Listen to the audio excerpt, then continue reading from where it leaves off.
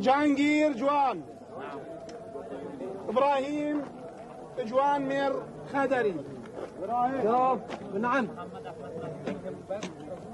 جعفر إبراهيم علي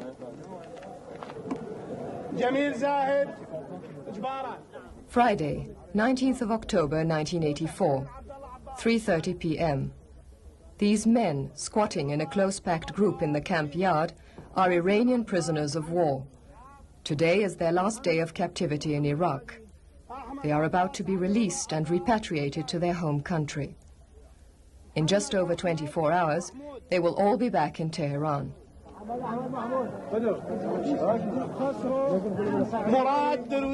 In early September, they had been told the good news, and ICRC delegates had come to the camp to speak with each one of them in turn and make sure that they were willing to return to Iran.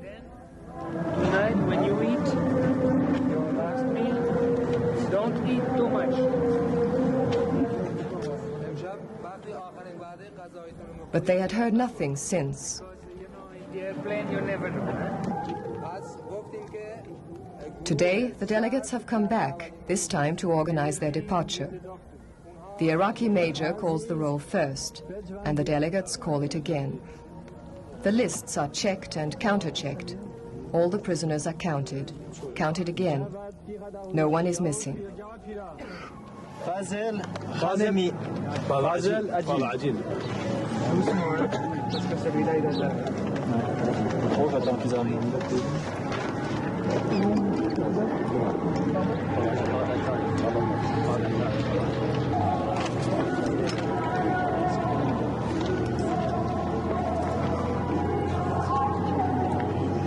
محمد تاجي تبعي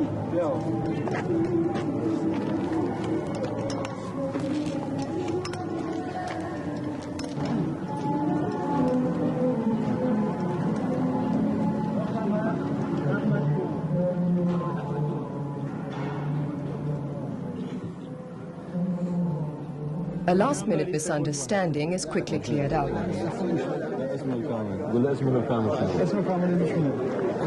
علي محمد أمين ماتم الفترة كلها علي سيدي علي محمد أمين أبوي فايزي لغمالة.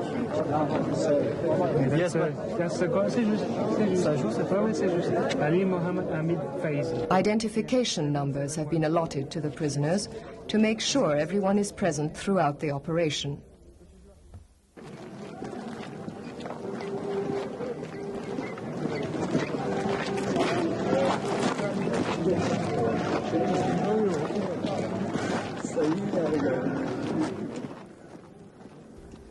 At 5:30 p.m. The prisoners have been told in detail the exact schedule of the forthcoming operation. The ICRC doctor has collected the files of the 17 medical cases and has made quite sure that the long trip will not be too much of a strain for these elderly or mutilated men. But there are still another 6 hours to go before they can leave the camp, and emotional tension slowly builds up.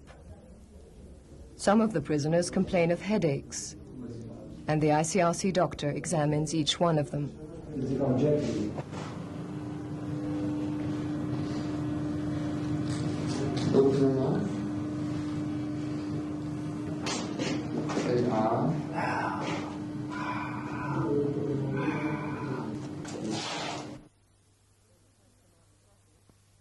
In the camp commander's office, there is nothing left for the delegates but to wait too.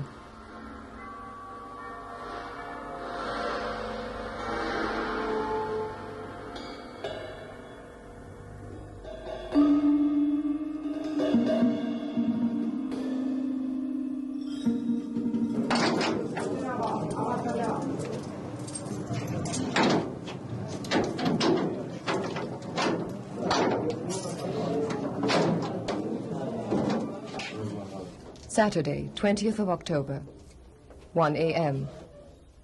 Departure time at last. The night is cold.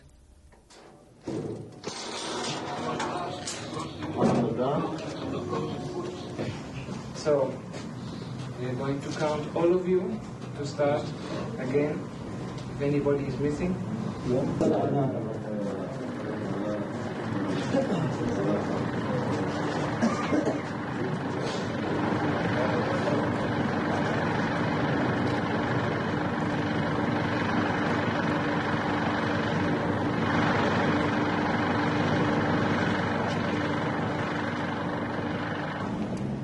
3 buses are drawn up, waiting.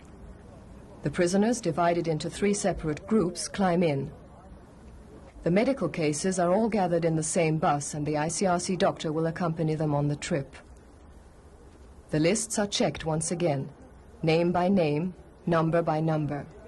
All 100 prisoners are present.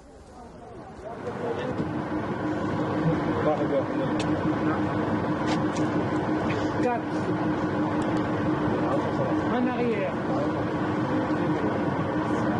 7. En avant.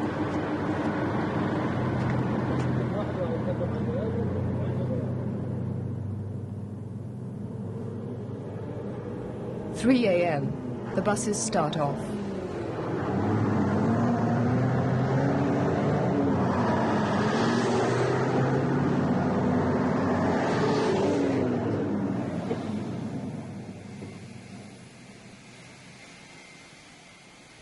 "6:30 a.m.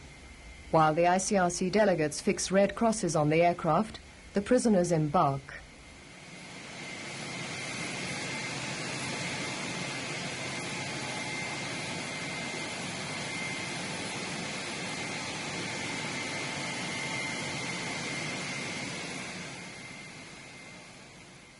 Their last steps on Iraqi territory.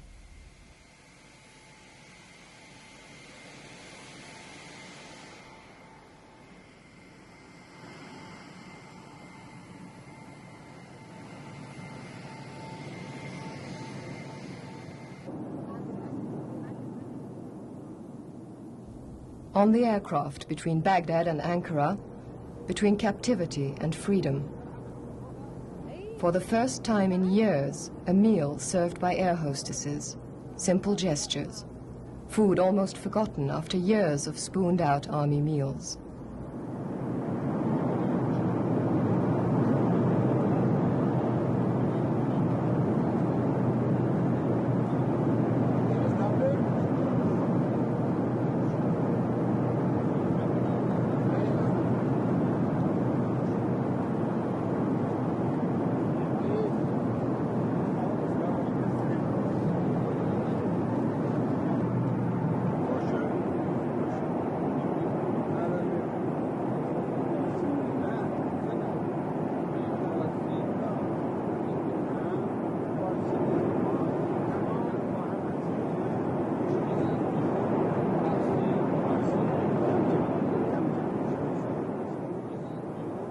For some of the men, the emotional tension is almost too much to bear.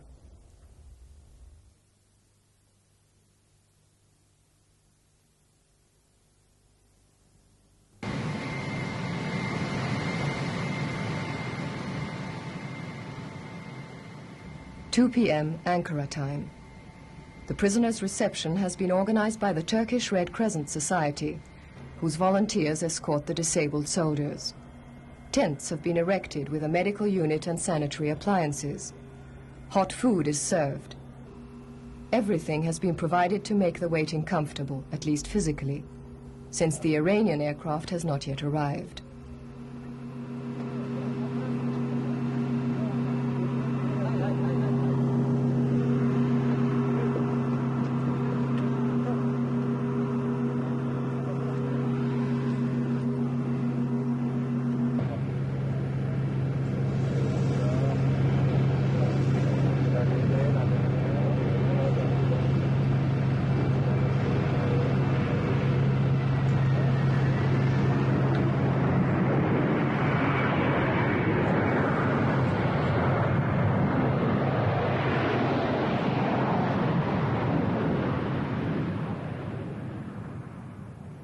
"3:30 p.m.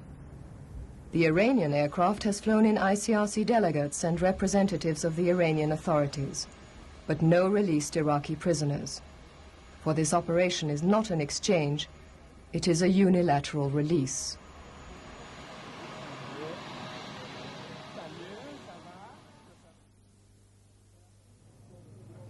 But there are still formalities to be settled. The release certificates must be signed and countersigned.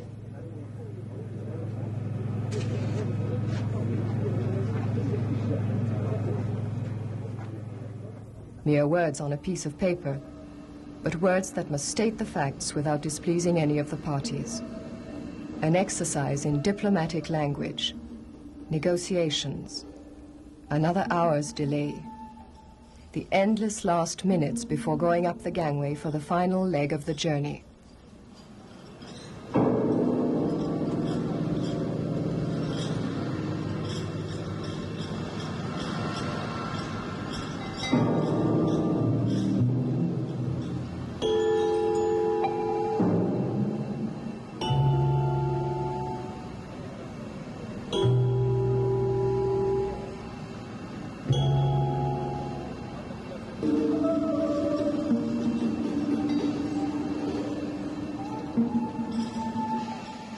.30 p.m. They are free. The 7th repatriation of prisoners since the beginning of the conflict between Iraq and Iran is coming to a close.